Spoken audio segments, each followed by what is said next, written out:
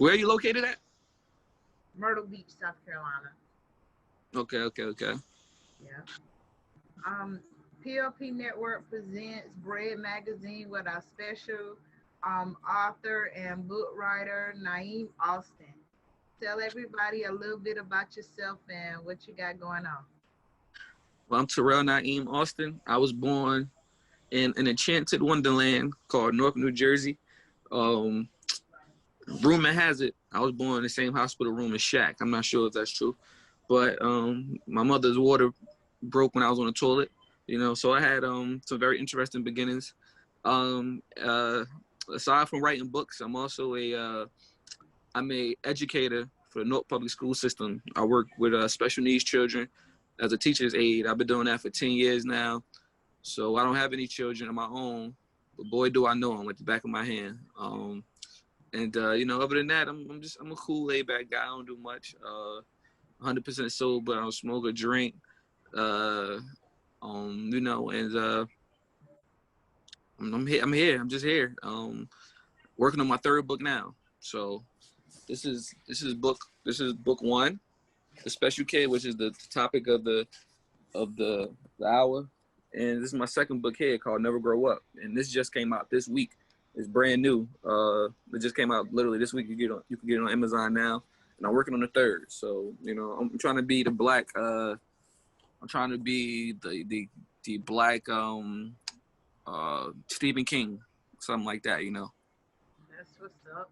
So, what made you decide like that you want to write books? So how did you come up with that concept that you want to be a book writer?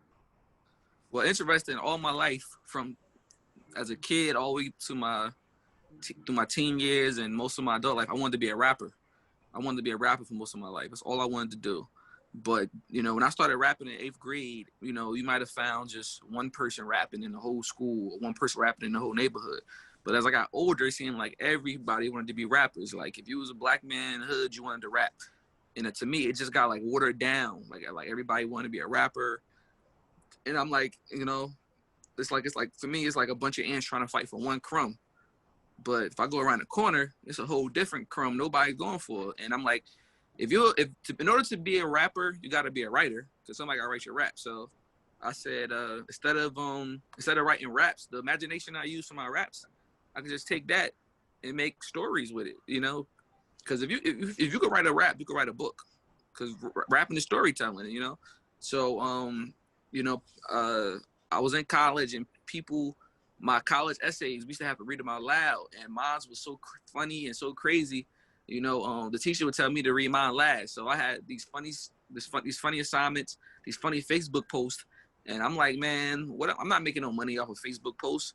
20 years from now, nobody's gonna remember my Facebook posts, but I know if I put it in a book, it'd be remembered, and I can make a cool little buck for it. So I decided to not let my talent go to waste. I don't want to just be a funny guy on Facebook. So I took my talent I had in writing and my imagination, I slapped it in a book, and voila, there it goes. That's what's up. Mm-hmm. So what does it mean to you to be real every day and deliver to everyone reading your books? Well, one thing about me is my books are authentically me. In order to read my book, you don't you got books that'll put you straight to sleep because you just don't understand it. So you don't my books is not going to be books that you gotta, my books would sound like me and the guy around the way just talking on the porch. So you don't have to be like some type of scholarly guy with 8 degrees to understand what I'm saying. You won't need a thesaurus. I'm not using big words that I don't use on a regular. So it's just, I'm authentically me. And that's very important.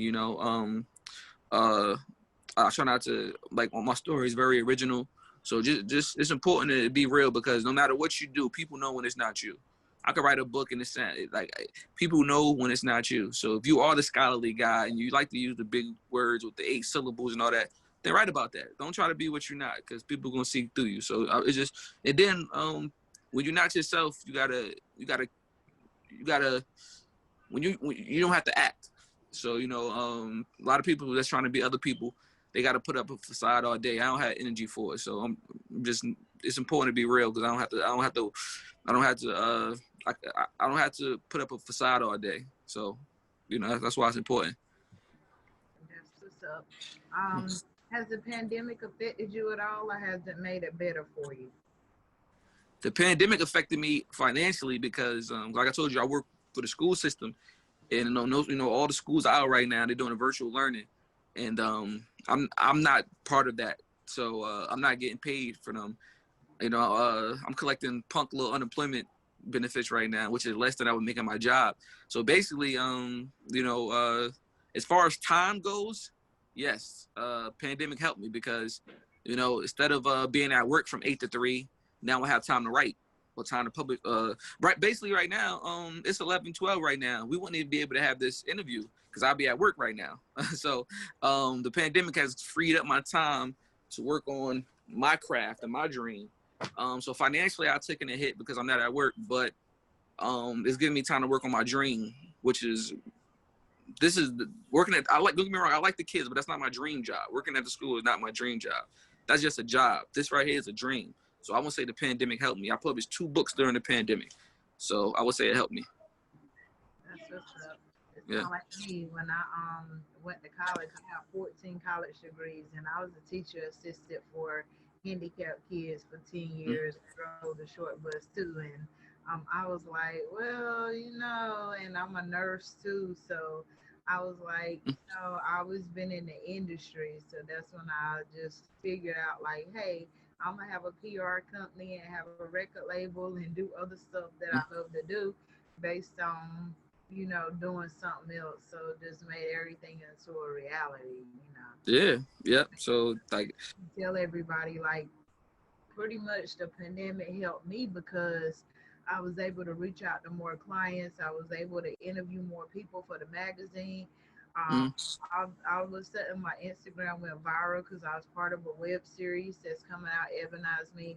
And I went from like 15K to like 34K in like 2 weeks. I'm like, wow, mm. is it real? Like, where's all these people coming from? So Yeah. like I So. had a couple of big opportunities to like do a lot of big interviews and land a PR slot for a couple of like mainstream people, and it was real interesting. So I was like, Yeah. wow, like when I signed on for the web series, I'm like, okay, yeah, I'll be a PR person just to find out that they have 40 cast members, and I'm like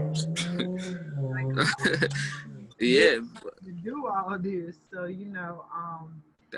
That's one thing about Black people. Like in harsh times, we know how to make. So we can make. We could make Thanksgiving with nothing. So like while the pandemic, it sucks for most people. Some people know how to we make know make how to things happen for them. because where we from, we made ends meet, Exactly. a loaf of bread or some peanut butter or Exactly.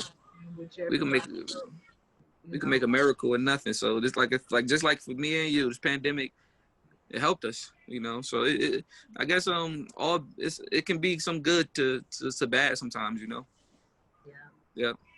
Well, we're definitely glad to have you here, part of Bread Magazine. Once again, this is my special guest, book author Naim Austin. Go on Amazon and check out his books. The Special Kid, Yeah. one of his books, and he has a couple of other books that's out. So y'all make sure y'all check it out, and make sure you like and subscribe the Bread Magazine link once you get it. And tell everybody how they can find you on social media and the exact links where they can go ahead to get your book. Um. So my Instagram name is Naim Thy Dream. That's NAIMTHY Dream.